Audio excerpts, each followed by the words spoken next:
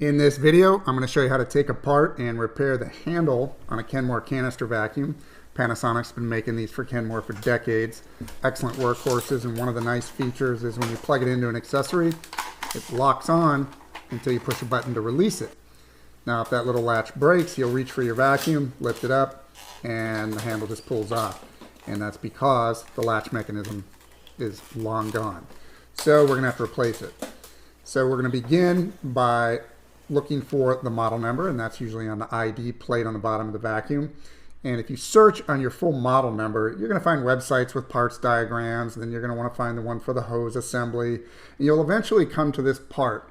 Now the one that I ordered, I've put the part number up, and it fits most canisters, and this is what it looks like, but it doesn't fit all of them. So you just want to confirm that you're getting the right part for your model number. And once you do, make sure everything you need is there, and this one's got the new lock mechanism on there, so we're going to go ahead and get it into place. We'll start by unplugging the hose from the canister, and there's 4 screws. There's 3 on the outside here, so we're going to start with those. And I'm not going to make you sit through that. There's a secret little release tab. It's kind of hidden above the hose here. You don't want to break that. Just go ahead and gently release it with a screwdriver, and the handle will pull in half. And we're still not there yet. Now this top plate has some hidden release tabs as well. Mine still exist because I carefully release them with a screwdriver, and I'm just going to let you know they're up there so that you don't break them. And once you get those released, then you can pull the top plate off, and you'll see the final screw, the 4th screw, which is kind of hidden in there, and you'll need to remove that. And once you get that 4th screw out of the way, then the whole handle assembly comes in half, and we can see the part we're going to replace. And just quickly compare it. Sure enough, we got the right part, so we can start removing this. This plug assembly is kind of a rubberized material, so it pops off very easily with no risk of damage.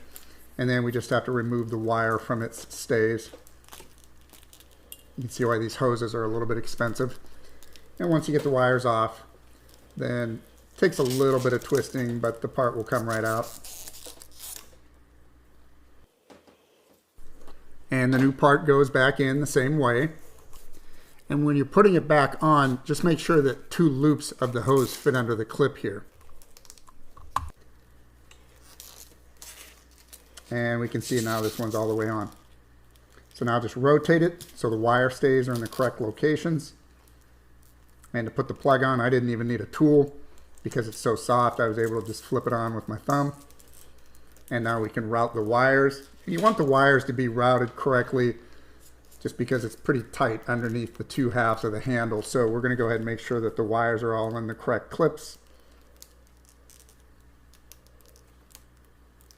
And once that's done, then we can start putting it back together.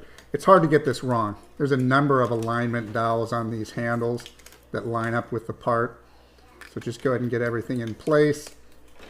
Slide the switch into its cradle. And now we can put the other half on.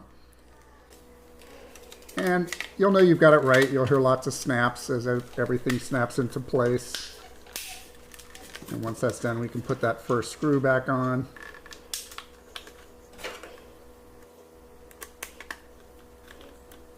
And the switch plate only fits one way. Now this cover plate, you'll notice there's a little loop in the back. The screw's going to go through that. And so we don't have the screws in yet. Just start from the back. And once you get the back in, the front just snaps down into place. And let's check the action on our switch. Looks good. So now we can put our screws back in.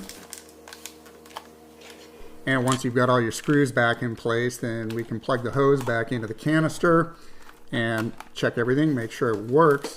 And this was a very cost-effective repair that was definitely worth keeping this vacuum in service. If this video helped you out, please do give a thumbs up and subscribe for future videos. And to help anybody else trying to do this, please do share this video. Thanks for watching.